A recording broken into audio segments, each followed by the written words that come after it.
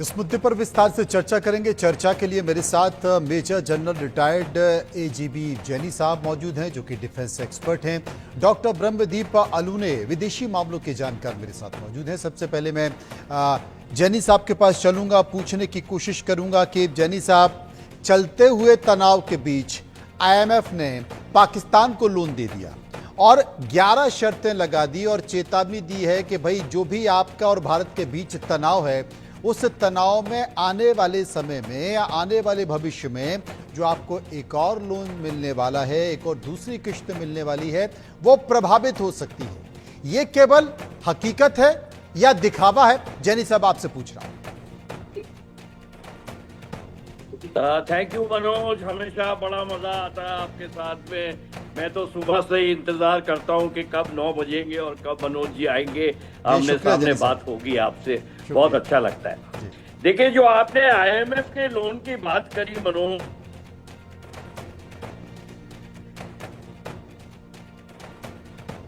जी, लगता है जैनी साहब की आवाज़ नहीं आ रही, कुछ तकनीकी परेशानी है या इंटरनेट की परेशानी है। मेरे साथ अलूने साहब मौजूद हैं, डॉक्टर ब्रह्मदीप अलूने साहब हैं, मैं उनके पास चलूँगा। अनिल अलूने साहब, ये जो IMF ने बात की है कि साहब अगली किश्त आपकी संकट में पड़ सकती है तब, जबकि आप भारत के साथ तनाव के रिश्ते और आतंकवादी गतिविधियों में लिप्त ना हो, ये हकीकत है या केवल दिखाने भर के लिए, कहने भर के लिए?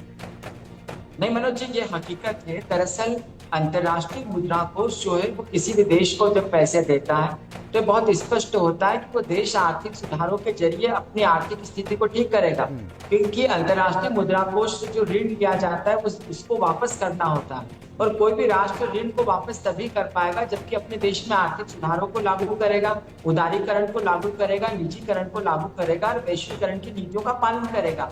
लेकिन जब आप आतंकवाद से ग्रस्त एक देश है जहां पर लोकतंत्र की आप हत्या करते हैं, जहां पर सेना जो है वो आतंकियों से मिली रहती है, जहां पर आप युद्ध की भाषा बोलते हैं, जहां पर आप युद्ध की ओर उन्मुक्त होते हैं, जहां पर आप आतंकवादियों के परिजनों को पैसा देते हैं, तो ऐसे देश पर भला अंतर्राष्ट्रीय मुद्रा कोष कैसे भरोसा कर सकता है? और सबसे बड़ी बात है कि अंतर्राष्ट्रीय मुद्रा कोष में दुनिया के जो आला दर्जे के देश है उनका बहुत सारा जो है वो एक हिस्सा होता है। जैसे जो अमेरिका, उसका तकरीबन 16% हिस्सा है, भारत का भी 2 से 2.5% हिस्सा है। तो दुनिया भर के जो राष्ट्र है उनका ये पैसा होता है। तो ऐसे में IMF ने बहुत खरी खरी सुना दी है पाकिस्तान को, क्योंकि पाकिस्तान और भारत के सीमा में जो तनाव है, आतंकवाद को लेकर जो पाकिस्तान का रुख रहा है, वो बहुत ही दुनिया भर में आलोचना का कारण बन रहा है। दूसरी बात है कि भारत ने अपने डेलीगेशंस भेजे दुनिया भर में, तो पाकिस्तान एक्सपोज हुआ है। और एक बात और सबसे महत्वपूर्ण है कि लश्कर तैयबा को लेकर भारत ने हमेशा दुनिया में आवाज उठाई है, बहुत सारे एविडेंस प्रस्तुत किए हैं। तो ऐसे में जब दुनिया भर में, खासकर भारत के डेलीगेशन ऐसे देशों में गए हैं जो आप अफ्रीका ले लें, आप यूरोप ले लें, आप एशिया ले लें, आप पूर्वी एशिया ले लें, तो बहुत सोच समझकर भारत ने 33-34 देशों का जो चयन किया है। तो जाहिर सी बात है उन देशों में जाकर भारत ने जो एविडेंस पेश किए हैं उसका नतीजा है, भारत की कूटनीति का नतीजा है कि अंततः अंतर्राष्ट्रीय मुद्रा कोष ने भारत की इस मांग को स्वीकार किया है। जो पहली बार जब कुछ दिनों पहले अंतर्राष्ट्रीय मुद्रा कोष ने पाकिस्तान को पैसा दिया, भारत ने विरोध किया था और अब भारत की मांग को स्वीकार किया गया है। पाकिस्तान को बहुत खरा खरा कह दिया गया है कि आप अपने देश में आर्थिक सुधारों को लागू कीजिए, आप भारत पाकिस्तान सीमा पर तनाव ठीक कीजिए, अपने पड़ोसियों से संबंध अच्छे रखिए। यदि आप ऐसा करते तो ही अंतर्राष्ट्रीय मुद्रा कोष आप पर भरोसा करेगा, और यदि ऐसा नहीं होता है तो निश्चित तौर पर अंतर्राष्ट्रीय मुद्रा कोष अपने हाथ खींच सकता है। और यदि ऐसा होता है तो पहले से ही बर्बाद पाकिस्तान जो है वो दाने दाने के लिए मोहताज हो जाएगा, वहाँ के जो लोग हैं वो विद्रोह पर उतारू हो जाएंगे, और हाल है देश का, वो गृह युद्ध पर, वो देश वैसे ही गृह युद्ध की कगार पर है। तो ऐसे में मनोज जी, पाकिस्तान जो है IMF के दबाव के बाद बेहद उसके सामने एक चुनौती बढ़ गई है, और वो निश्चित तौर पर आने वाले समय में भारत के सामने गिड़गिड़ा सकता है इस बात को लेकर कि भारत से वार्ता हो, बातचीत हो, सीमा पर तनाव कम हो।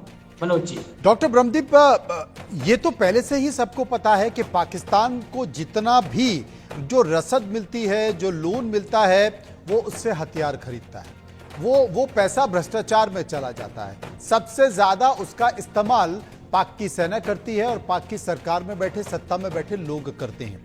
अब आईएमएफ ने लोन दे दिया, आईएमएफ के बाद अब वर्ल्ड बैंक भी लोन देने की तैयारी कर रहा है। वो भी करीब करीब जो लोन की जो संख्या है वो छोटी संख्या नहीं है, वो 20 अरब डॉलर कर्ज देने की तैयारी कर रहा है। हालांकि भारत ने कहा है कि वो इसका विरोध करेगा, वो पाकिस्तान को FATF की ग्रे लिस्ट में डालने की कोशिश करेगा।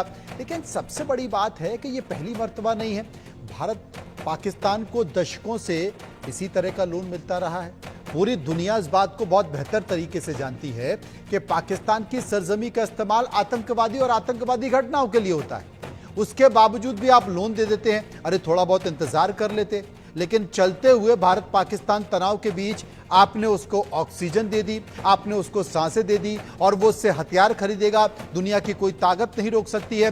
वर्ल्ड बैंक भी देने जा रहा है। अरे इस पैसे का इंतजार कर लिया जाए। अब उससे पहले वर्ल्ड बैंक भी, आप सोचिए, वर्ल्ड बैंक भी 20 अरब डॉलर पाकिस्तान को देने जा रहा है। मनोज, देखिए बड़ा दिलचस्प सवाल है आपका और बहुत ही वाजिब सवाल उठाया है आपने। अब पाकिस्तान को कर्ज क्यों मिलता है, ये सबसे बड़ा प्रश्न हर इंसान के मन में उठना चाहिए। लेकिन किसी भी देश की भू रणनीति बहुत महत्वपूर्ण होती है और यहाँ पर जो दुनिया भर में महाशक्तियों की राजनीति है वो सांस्कृतिक टकराव को पैदा करती है, वो दुनिया में आतंकवाद को बढ़ावा देती है, वो सैन्य टकराव को बढ़ावा देती है, वो हथियारों के बाजार की व्यवस्था करती है। ऐसे बहुत सारे कारण हैं। लेकिन जब आप मनोज जी पाकिस्तान की बात करते हैं तो पाकिस्तान अमेरिका का एक खास ठिकाना है। वह खास ठिकाना सैन्य अड्डे के तौर पर उपयोग करता है, वह आतंकवादियों के केंद्र के तौर पर उपयोग करता है और अमेरिका बहुत खूबसूरती से पाकिस्तान का एक प्रॉक्सी समूह की तरह उपयोग करता है। अभी आप देखिए कि जब भारत और पाकिस्तान का संघर्ष हो रहा था तो अंतर्राष्ट्रीय मुद्रा कोष ने भारत के विरोध के बावजूद ऋण क्यों दिया? जाहिर सी बात है, यह अमेरिका के बिना सहमति के हो ही नहीं सकता था। लेकिन यहाँ पर फिर समझना होगा कि क्या अमेरिका के लिए पाकिस्तान जरूरी है? बिल्कुल जरूरी है। क्यों? क्योंकि ईरान के और अमेरिका के संबंध बहुत खराब है। ईरान की जमीन से लगा हुआ पाकिस्तान है। पाकिस्तान का उपयोग अफगानिस्तान के खिलाफ हुआ है, इराक तक हुआ है। सैन्य अड्डे के तौर पर अमेरिका ने मध्य पूर्व में जाने के लिए पाकिस्तान का खूब उपयोग किया है। इवन चीन के खिलाफ भी वो पाकिस्तान को देखता है। तो यदि ईरान के परमाणु ठिकानों को नष्ट करना है, यदि ईरान पर दबाव बनाना है तो पाकिस्तान के सैन्य अड्डों की जरूरत पड़ेगी। दुर्भाग्य इस बात का मनोज जी कि